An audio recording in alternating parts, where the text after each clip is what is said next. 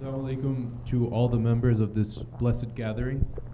My name is Muhammad Abdullah. I'm a 21-year-old man studying and fighting with myself. Many Western people have chosen hard work, discipline, and focus on building the minds of their nations, especially in education. Until they what? Have chosen hard work, discipline, and focus on building the minds of their nations. On building the minds of their nation. Especially in education.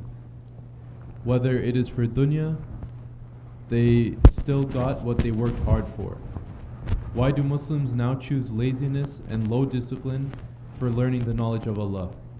Should we not work harder for learning about Allah than working for dunya? How do we discipline ourselves? Bismillah ar-Rahman ar-Rahim. Your question has answered your question, because nations, Muslim nations, they are not taking their past of 1,000 years of complete high-level civilization and success as their example and role model. They're not taking that. They're taking the West as their example and their role model and how to succeed in this world.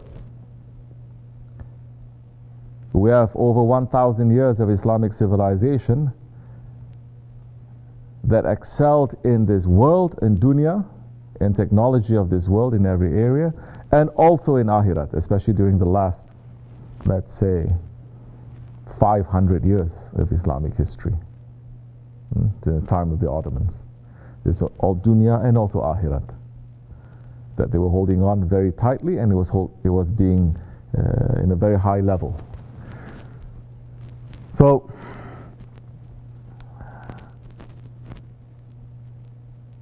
since the Khilafat fell and the Muslims decide not to follow the rule and the protocol of how the world system is supposed to be according to the rules of Allah, and they want to follow other man-made rules,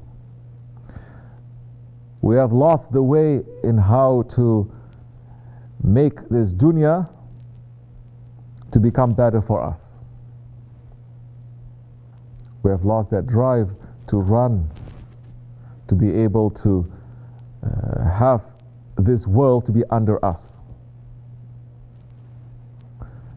And once that drive for the dunya is not properly there, and since the fall of the Khilafat, the system that is covering akhirat, religion and tasawwuf and spirituality, it has also been removed and destroyed. Now the Muslims are left without dunya and without akhirat. Their spirits are broken by hundreds of years of colonialism, some by liberal Western powers that they say we are enlightened and we have democracy, some by communism who says Allah does not exist, and they're teaching and brainwashing the Muslim people to also believe that He doesn't. So once this is broken up, now let's say since a few years the Muslims are trying to, Muslim nations, they're becoming a bit more powerful and they're running towards the dunya more, and they're discovering that they can take from this dunya and they can excel from this dunya a little bit more. Now, keep still. Why are you moving around so much? Passing from thing to thing.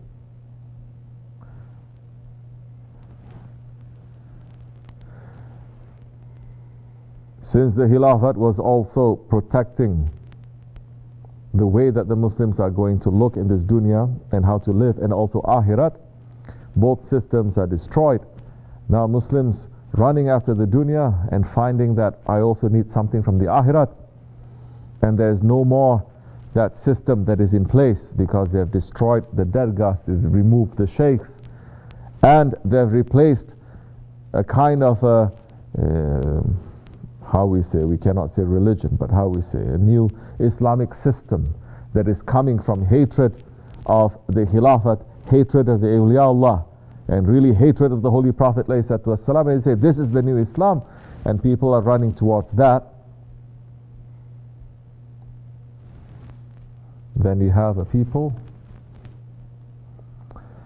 who do not understand the spiritual. Everything is according to the outside. There is nothing according to the heart. You ask anyone here, you ask anyone, and you see this. When somebody wants to become religious, let's say a Muslim, born Muslim, is doing so many wrong things, says, I want to be religious, now I want to be a good one. What do you think they usually say that they are going to do first? Memorize the Quran. Right? Praying and everything, yeah, that's normal, but they want to be extra. They say, I want to memorize the Quran. Memorizing the Quran. We're not saying memorizing the Quran is bad. No. It is good. But you can memorize the Quran like a munafiq. You can memorize the Quran like a kafir. You can memorize the Quran like a bad person who doesn't understand his ego. And that time the Quran is not going to do any benefit. It's not going to give any benefit to you. Because they are thinking that if there is something wrong with me, all I have to change is the outside. All I have to change is the outside. If I just wear different things, do different things, then I'm going to be different. No, it's not. So you're asking why they're not running after spirituality the same way that they're running after the dunya. It's because we've been brainwashed to think that spirituality is not important. For decades, since the fall of the, let's say, 100 years, they even banned Sufism, banned tariqat, banned sheikhs. Not just banning, we're talking about banning, assassinating, killing them, finishing, destroying dergahs, destroying this whole system that's been set up for over 1,000 years, 1,400 years of spirituality. They've destroyed overnight. And they're replacing it with a hardcore version of Islam that hates spirituality. So what do you expect people to believe in? Just the outside. So it is very difficult. Now, there are still, of course, awliya Allah, they're trying to wake up the hearts of the people here and there, but the majority, they are lost. Majority don't want to find a way back. Majority are saying, majority of the Muslims, they are saying, why I need to have a sheikh?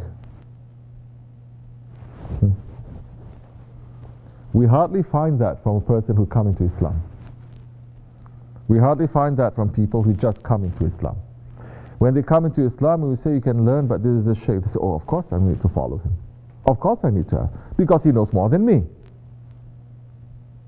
He's going to teach more than me, and more than I know, and also he knows things that are spiritual. Of course I need him. But for majority of the Muslims, they say, why I have to follow? I know how to read, I know how to write, I know how to read the Quran. I'm praying 5 times a day. Why I need? And there's some foolish ones who are also saying, I don't need someone to tell me what to do in my life, because I went through this and I went through that. Because I went through this experience and I walked from here to there and I was in a very bad position and I pulled myself up and I'm successful right now. Nobody can tell me how to lead my life.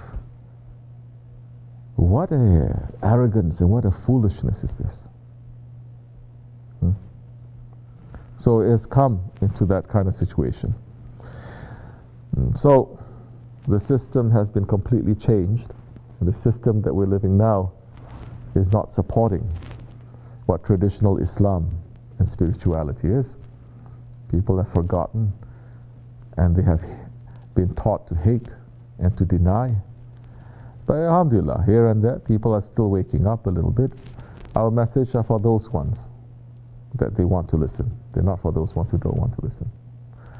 But this way is not going to continue forever. Allah will send the holy ones that is going to remove the system of Dajjal and to bring back the system of the Holy Prophet ﷺ. That is a promise. And we are sitting here preparing ourselves for those days.